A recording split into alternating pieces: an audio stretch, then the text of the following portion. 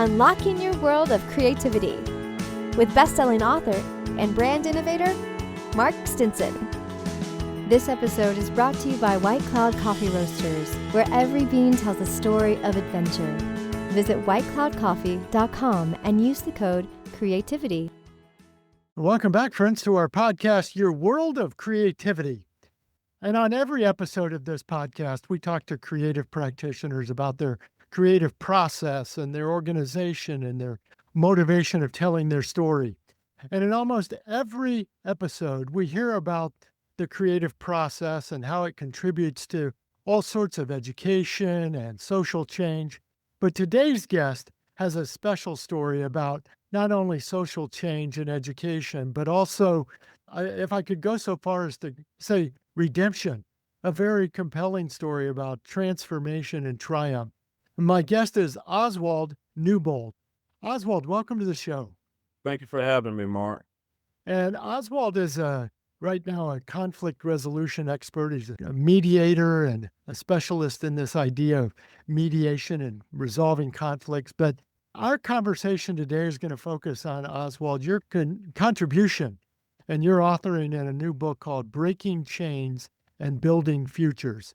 What a powerful book this is. Yes, thank you. I'm thankful to be selected as one of the authors or co-authors in the book. Thank you to Dr. Stanley Andrisse, who brought the book together, and he had to go through a vetting process, and I made it in that number. So I'm thankful to be a part of that collective piece that's been made. Yes. And listeners, this is a collection that features firsthand stories from individuals like Oswald impacted by incarceration. So the stories of sometimes a struggle and a conflict, but on the other end, the triumph, the transformation, what we learned from it. Now, Oswald, your story is quite compelling. If I could, an overview, sentenced to life when you were 20 years old. My goodness. Go back to the beginning. And why did you decide that this is a story that needed to be told more publicly and to get the word out about your own personal experience? Actually, the book, it focuses on the role that education and mentorship has played in your success. So that's the theme of the book, right? Mm-hmm. So for me, I had to dig into look at what was my educational journey like through life. And that's why I shared the story that I shared, because I had to overcome some of the injustices that was dealt to me as a child through education. And I had to come to terms with that. And I think it caused trauma. I'll just share that story because that was the first time I really revisited that trauma that I experienced in school as a first grader. And I didn't really realize how much it impacted my decisions until I had to write about it. And this lived experience that you had, obviously, like you said, you're trying to turn that experience into a mission for you and for others. You were really inspired to take this leadership role in reentry services, criminal justice reform. What were you hoping that people who read your story would take away from it? One of the things I was hoping that people would get from it is hope and inspiration from one, and along with some education and information. So I wanted to inform, I wanted to educate, but I also wanted to give hope and inspiration from my story. And going back to the first question you had asked, when I went through the system, I had never been in trouble before. So I've been in trouble one time, and that was my last time. That journey as a young man being sentenced to life in prison at the age of 20, it was so overwhelming, I couldn't even really process it. So all I just knew was that, hey, I wanted to do some appeals, and I was hoping to get out one day. And being here let you know that it did work out and I get out, but I still had to learn a lot along that way about the justice system, the penal system, and more importantly, I had to learn a lot about myself. And like you said, you can't even sometimes relive this moment.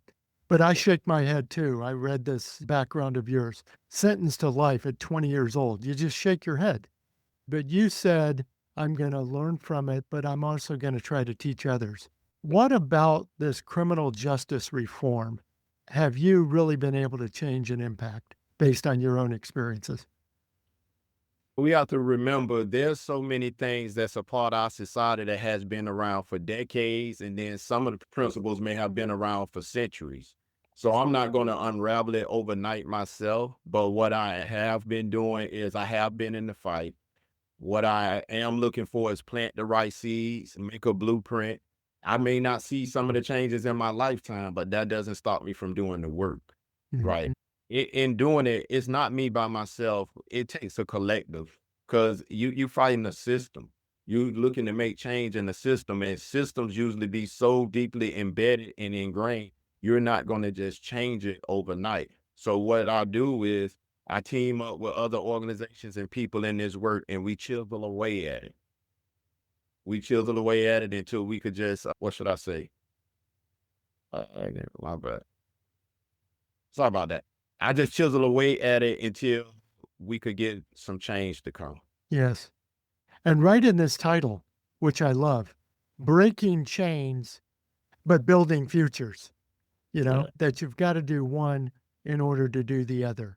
That's And- about the things. yeah, there's a lot of chains. It starts with the mindset. Everything in life starts with mindset. So going to creativity, we could create good thoughts, we could create bad thoughts in our minds. But breaking the chain, we have to break that chain of that chained mindset. That little mindset that keeps us narrow-minded, that little mindset that holds us down, that make us think we know it all and we be unwilling to grow. So we have to break that chain right there. Sometimes we have to break cycles, like generational cycles may be in some families. So when we talk about breaking chains, it's bigger than a physical chain. It's that mental and emotional chain that we need to break. So true. And now you've moved into mediation, conflict resolution. Your programs have a tremendous success rate that I was reading about. But you're Yeah. saying that there's another way, not just like criminal charges, not just like lawsuits. Everybody we're going to get even. This word justice cuts both ways, doesn't it? But you said you found a way to try something different, especially with young people. What is that approach that you're trying to take now? So what I'm looking to do, we have a lot of gun violence going on in America, especially youth gun violence. And what I want to do through mediation is be able to teach young people how to mediate. Rather than resorting to violence, you could work this out through talking and conversation, respectful conversation. So sometimes we don't know how to resolve conflict because we've never been taught how to resolve conflict. So true. Some things that we get angry about is not even something we should really get angry about. It's superficial things. And I always say this, social media is so big because people just want to be heard. People will post and say things. People just want to be heard. They want to know something they said, somebody liked it. People want to be heard. So mediation actually gives the ones involved a voice and a chance to be heard. But it puts it in a respectful forum where not only you get to talk, but you also have to be willing to listen. And most times when people get what's on their heart off or what's on their mind, you could get somewhere. Boy, that is so true. It is across so many different fields of life, fields of study, fields of work. People just want to be heard. I want to go to the doctor's office. I want to be heard. I want to go to my lawyer's office. I want to be heard. I want the teacher's lounge. I want to be heard. Like you Even say, in social media. be heard. In your house, you want to be heard. That is so true. And so you're teaching, but somewhere along the way, Oswald, you had to learn this too. It affected your own life. You had to be educated, both formally and informally. What were some of the formal education steps that you took to say, I want to learn the art and science of mediation? How does it work? And how did you go about learning this? I didn't choose mediation. Mediation chose me. I would say I was a part of a program, and the lady over the program said she wanted to train some mediators. And I was still inside of the system right then. I was still incarcerated because she wanted for us to be able to, rather than resorting to violence, she wanted to give the prisoners a space to be able to mediate their disagreements without resorting to violence, gang violence, prisoner violence, or anything. And what she decided to do, she picked out of the program, she got 7 Blacks, 7 whites, 7 Latinos, trained 21 people to become certified mediators. And that's where it started for me. And believe it or not, in the prison system, things could go the wrong way, even with a mediation. So I was naturally a peacemaker. So being given the tools to help talk things down and resolve problems. And it's really not me resolving it. It's really the two parties resolving it. You just helping facilitate that conversation where they could come to their own agreement and or whatever they resolution that they comfortable with. So it's like facilitating peacemaking opportunities, as I call it. And this whole language, and I'm only beginning to understand the vernacular that you're using: incarcerated, not imprisoned; residents, not prisoners. There is a mindset shift when you start realizing that people are inside a system. They're not in the slammer, so to speak. We use all these words that have so much power, but if we turn them into something more positive, that we are resolving conflict, it's just a different mindset, isn't it? That's an education that I've been taking up. And so to give you something you were just speaking about, I start right here. If you want to break a man's spirit, take all his hope away. And that's what happens with the prison system. It breaks men, and because it on its face, it seems like it take their hope away. Even if they know they're getting out one day, now I have a background. It's going to be hard for me to get a job. Yes. Hard for me to get a job. It's hard for me to pay my bills. Not only it's hard for me to pay my bills, it's hard for me to take care of my children. So it's a domino effect to it all. What we have to do is change the mindset and say, hey, it's not the system, it's choices that put us in the way of the justice system to end up in the system. Unless you was the totally innocent person. That's a whole different thing. But if you did something that put you in front of the judge, that landed you inside the system, you have to deal with that. Now, I'm not saying that. I say it's injustices even with sentencing. But I'm going to just say the thing about it, we have to walk about life the right way. In there, going back to mindset, it's how we view things that's going to make the change in there. There's two types of people in prison. There's people that's using time and there's people that's doing time.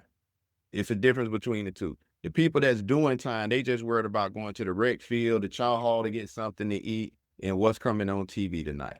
Those who are using time, they're going to classes. They might be studying books. They're coming up with plans. They're trying to figure out, what can I do so that I never come back to this place again? But that's the difference between the people using time and the people doing time. Most people who using time, they come out and do fare better when they are released versus the ones who's doing time. They just get time warped and they walk out the gate no better when they leave than when they came in. Yes. But you're also referencing some things that are in the system and the laws. We say that we want people to pay the price for their crime. And yet, even after they've done the time, paid the price, you're talking about some systemic things about it. You've got to check boxes on a job application. You won't be able to own this. Your credit's impacted. All the things that the ripple effect, like you said, the domino effect, continues to put logs in your path to rebuilding your life. And if you go to the Sentencing Project or some of them different organizations, they'll show it's over 40,000 collateral consequences attached to once you become convicted of a felony.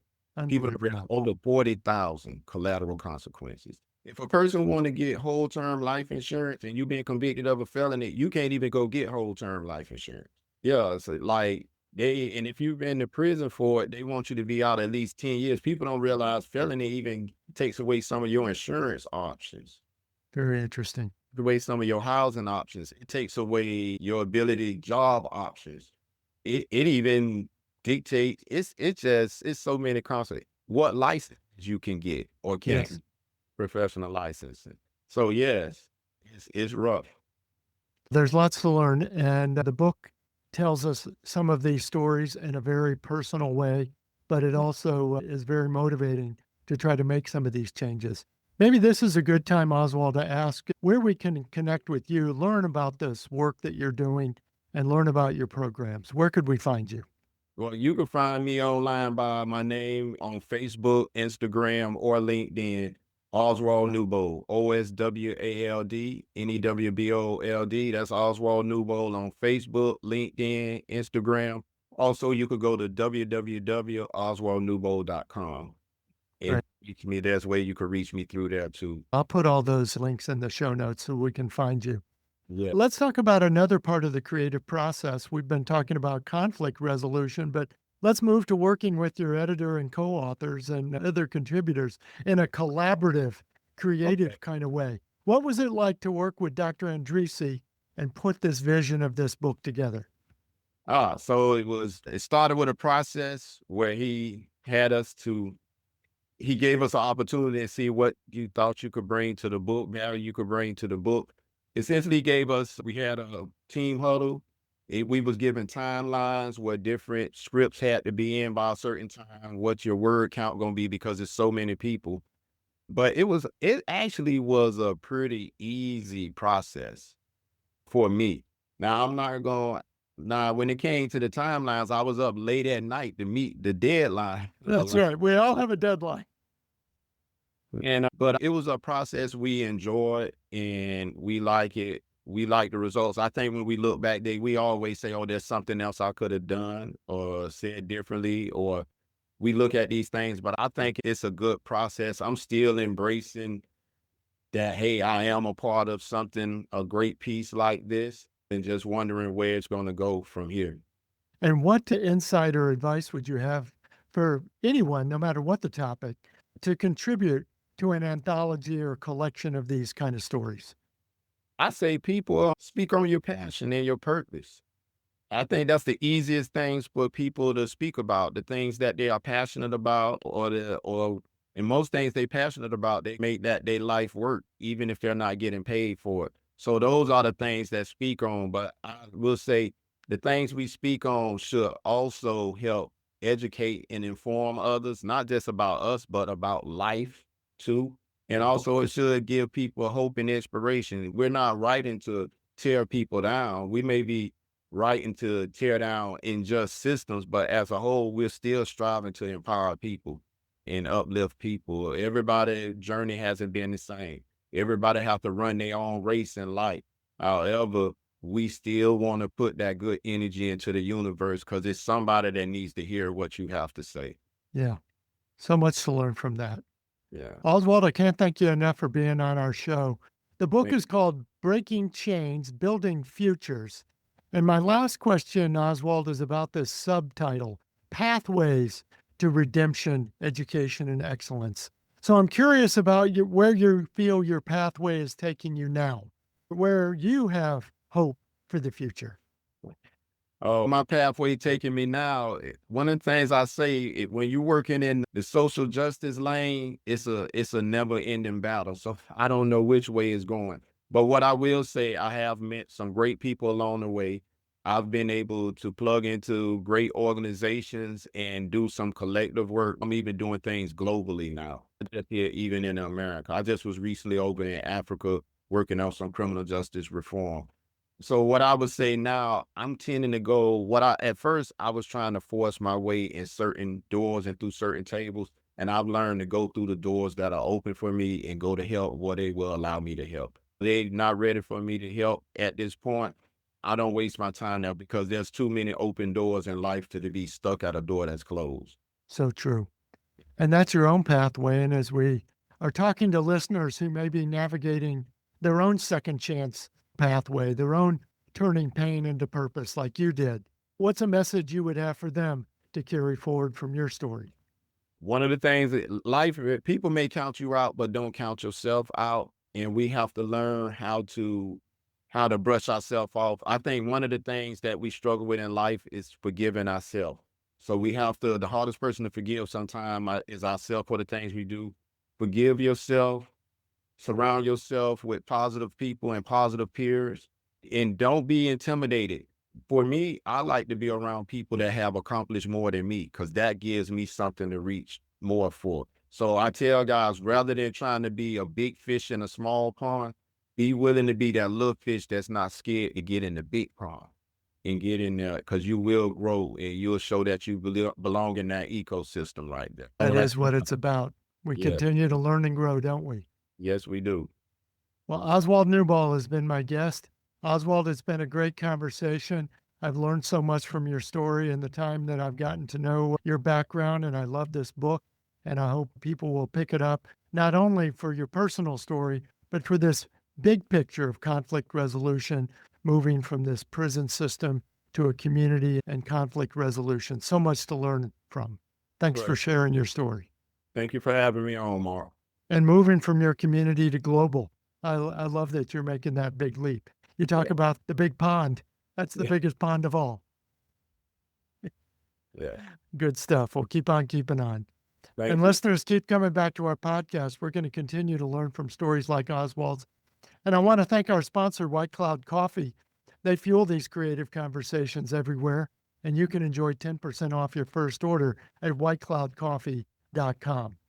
And of course, you can download a free ebook of my book, Your World of Creativity, when you visit mark-stinson.com. So continue to come back to our podcast. We're going to continue our around the world travels. We talk to creatives everywhere about how they get inspired, how they organize ideas and collaborate with others. And of course, as we've talked about today, how we get the confidence and the connections to launch our work out into the world.